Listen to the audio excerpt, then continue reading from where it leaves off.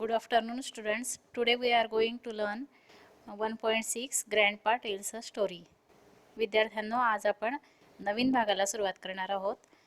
आजोबांनी गोष्ट सांगितलेली आपल्या नातवांना आणि ती आपल्याला रीड करायची आहे. First we have to read it and then we have to learn it thoroughly. पहिल्यांदा आपण अगोदर ती वाचणार आहोत. And we have to develop skill of our speaking activity. आपल्याला आपलं स्पीकिंग किंवा बोलणं, how we have to interrupt or converse with others, we have to learn it from this story. First जो पॅरेग्राफ दिसतोय म्हणजे फर्स्ट आपलं page जे दिसतंय, पेज नंबर 18.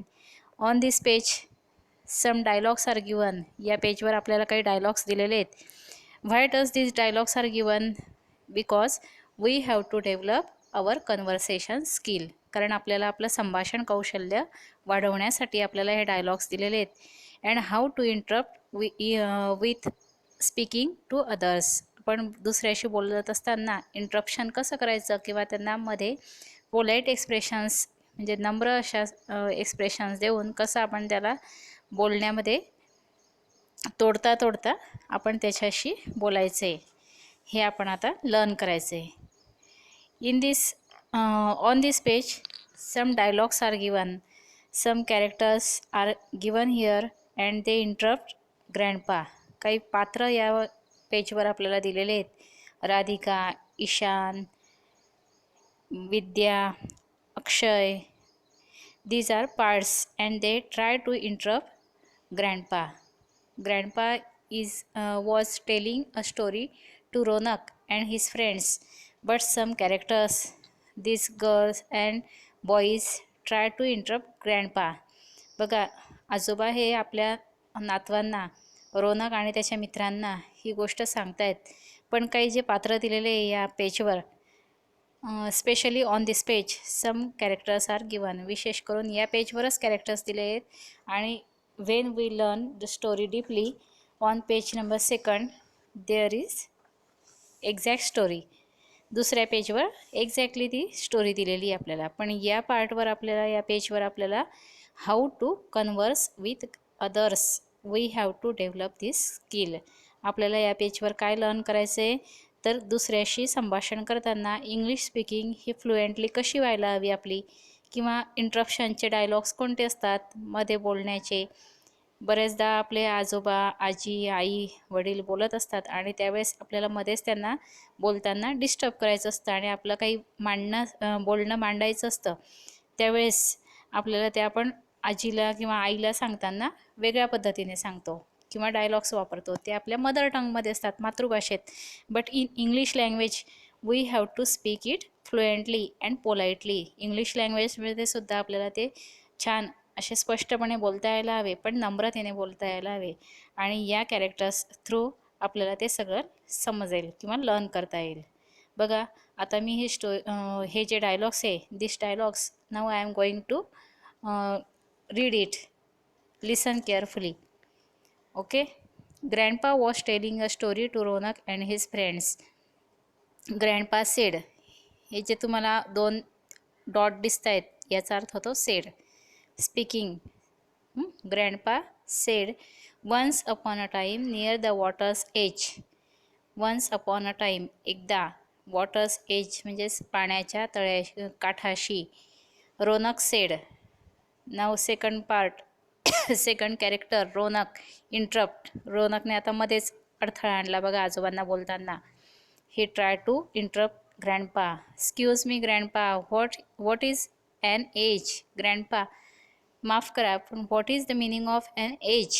ग्रँडपा, मला एजचा अर्थ सांगाल का?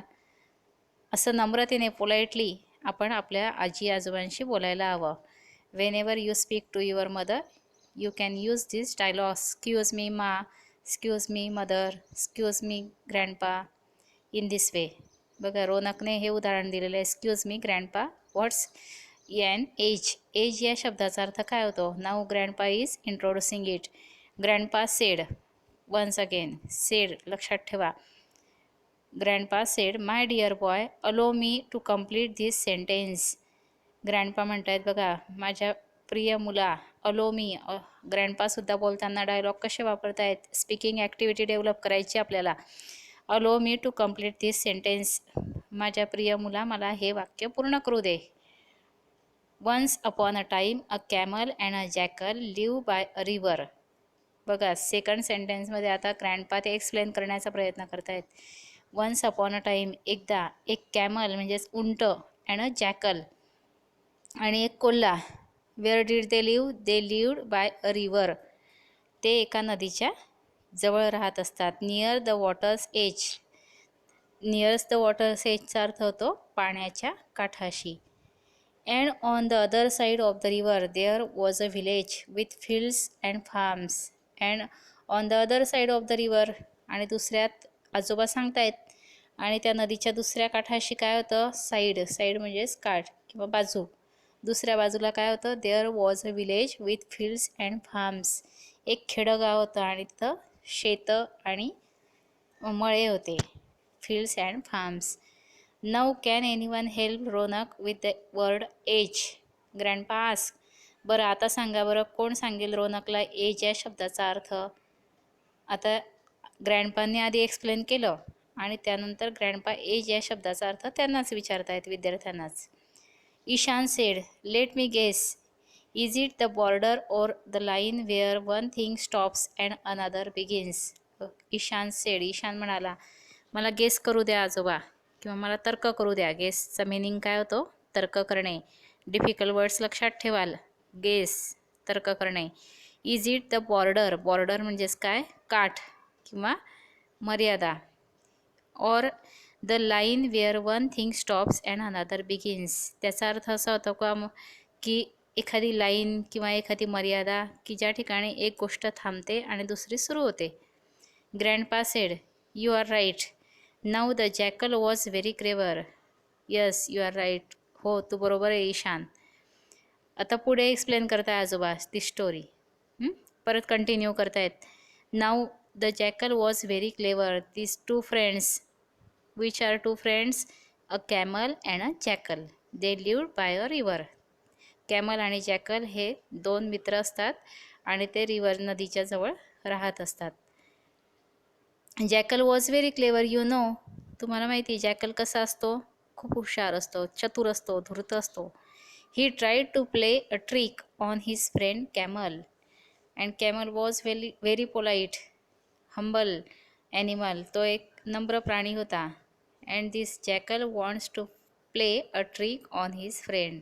आता या जॅकलला काय इच्छा होती की आपल्या मित्राला एक युक्ती करू आणि त्याला एक त्याच्याशी गंमत करू. Who was happily munching away. जो आनंदाने मंचिंग करत होता, खात होता. मंचिंगचा मिनिंग काय होतं बघा? Happily munching. मंचिंग म्हणजे चरणे. He was munching grass. तो काही गवत खात असेल, चरत असेल. समजला मिनिंग? मंचिंगचा अर्थ काय तो? चरणे. Radhika then interrupt. राधिकाने इंटरप्ट केलं बघा लगेच आजोबांना. हे पण स्पीकिंग डायलॉग्स आहेत, लक्षात ठेवा.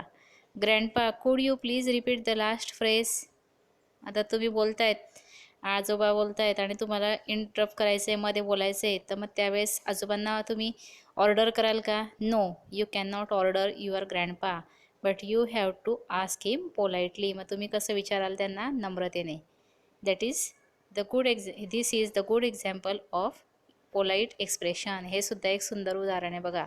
ग्रँडपा कॉमा, नम्रतेने तिने कसं विचारलं आहे? कुड you please repeat the last phrase? आजोबा तुम्ही शेवटची फ्रेज, शेवटची जी म्हटली किंवा वाक्य बोलले ते रिपीट कराल का प्लीज? असं तिने विचारलं. किंवा कृपया आजोबा ते लास्ट शब्द तुम्ही रिपीट कराल का? परत म्हणाल का? Grandpa said, happily munching away. Grandpa म्हणाले, हॅपीली मंचिंग अवे, आनंदाने चरत होता. The camel was happily and slowly eating or munching away his food. How was the camel? He was happy animal and he slowly eating or munching his food. तो हळूवार आणि आनंदाने आपलं जेवण जेवत होता. चिल्ड्रन सेड, ओ. एक्सप्रेशन दिलं आहे बघा, ओ. एक्सक्लेमेटरी सेंटेन्सचं एक्झाम्पल आहे. Grandpa said the jackal began to tempt him to go for a sugarcane treat. Now jackal wants to eat a sugarcane treat. Sugarcane treatचा मिनिंग काय होतो तर ऊसाची पार्टी. ऊसाची पार्टी करायची होती जॅकलला. जॅकल बिगॅन, बिगिनचा पास्ट टेन्स आहे बिगॅन. बिगिनचा past tense began. To tempt, tempt म्हणजे काय बळजबरी करणे किंवा वळवणे. ही वॉन्ट टू टेम्प्ट, वळवणे. तो काय वळवळायला बघत होता jackal? To tempt his friend to go for a sugarcane treat. त्याच्या मित्राला कशासाठी वळवायचं होतं त्याला तर ऊसाची पार्टी करण्यासाठी किंवा ऊसाची मेजवानी करण्यासाठी. ट्रीटचा अर्थ होतो मेजवानी. कारण त्याला दुसऱ्या साईडला रिव्हरच्या दुसऱ्या बाजूला त्याला ऊसाचा मळा दिसत होता. विद्या सेड पॅरडॉन ग्रँडपा. विद्याने परत इंटरप्शन केलेलं आहे आणि तिने पण नम्रतेने पोलाइटली आस्क ग्रँडपा. तिने अगदी नम्रपणे आजोबांना कसं इंटरप्शन केलं आहे बघा. नम्रतेने कसा व्यत्यय आणलेला आहे. इंटरप्शनचा अर्थ तो व्यत्यय आणणे. आजोबा स्टोरी कंटिन्यू करतायत आणि हे सगळे पात्र विद्या, नंतर राधिका, ईशान हे सगळे त्यांना मध्ये मध्ये प्रश्न विचारत आहेत. पॅरडॉन ग्रँडपा, आजोबा क्षमा करा. I didn't get the last word, कुड यू रिपीट दोज. आजोबा मला शेवटचा शब्द नाही समजला किंवा ऐकू नाही आला. कुड यू रिपीट दोज, ते शब्द तुम्ही सांगाल का. ग्रँडपा सेड अ शुगर कॅन ट्रीट. ग्रँडपा काय म्हणाले शुगर कॅन ट्रीट, ऊसाची मेजवानी. विद्या सेड सॉरी ग्रँडपा. बघा विद्याने परत इंटरप्शनचं एक एक्झाम्पल दिलं आहे. सॉरी, पॅरडॉन हे जे वर्ड्स आहेत हे इंटरप्शनचे मार्क्स आहेत, लक्षात ठेवा. सॉरी ग्रँडपा, माफ करा आजोबा. But I did not understand the phrase a sugar cane treat. आजोबा माफ करा पण मला शुगर कॅन ट्रीट याचा अर्थ नाही समजला. ऊसाची मेजवानी म्हणजे काय. Grandpa sed a treat is something special. Treat या शब्दाचा अर्थ काय होतो असं तिने विचारले. Grandpa sed a treat is something special that one enjoys. Treat म्हणजे काय, मेजवानी म्हणजे काय, अशी गोष्ट, स्पेशल अशी गोष्ट की ज्यामुळे एखादी जण त्याचा आनंद उपभोगत असतो. The jackal wanted the camel to go with him to the sugarcane field. Jackal wants, what does jackal wanted. Jackal wanted the camel to go with him. जॅकलला काय इच्छा होती, त्याला असं वाटत होतं की आपल्यासोबत हा उंटसुद्धा या ऊसाच्या मेजवानीला यावा. अक्षय सेड, नाव Akshay interrupt, can I explain further. The jackal and the camel we are going to eat and enjoy the sugar cane from the farmer's field. मी सांगू का आजोबा. Can I explain. The jackal and the camel, त्या कोल्ह्याला आणि त्या उंटाला कुठे जायचं होतं तर ऊसाच्या, त्या शेतकऱ्याच्या ऊसाच्या मळ्यात जायचं होतं आणि त्यांना ऊसाची मेजवानी खायची होती. ईट अँड एन्जॉय, मेजवानी उपभोगायची होती. हाच अर्थ सांगायचा आहे ना आजोबा तुम्हाला.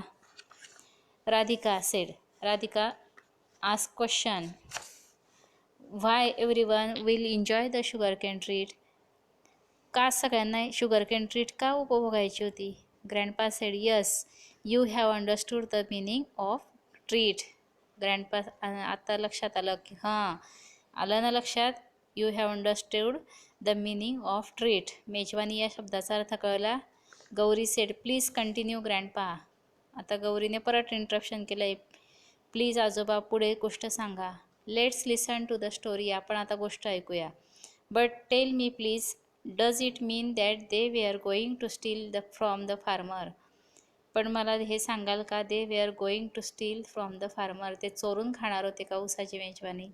Shreya said maybe, but let's listen to the story. होऊ शकतं असं. हे सगळे आता डायलॉग्स आहेत, तुम्हाला वेगवेगळे शब्द आलेले बघा, मी ते तुम्हाला सांगणार आहे आता परत शेवटी. पण आपण, श्रेया म्हणते की आपण आधी गोष्ट ऐकूया. Grandpa let's please have the questions later. आता नंतर सगळ्यात शेवटी तुम्ही प्रश्न विचारा. Now listen to the story, आता ही गोष्ट ऐका. In this way this conversation is given on page number 18 and 19.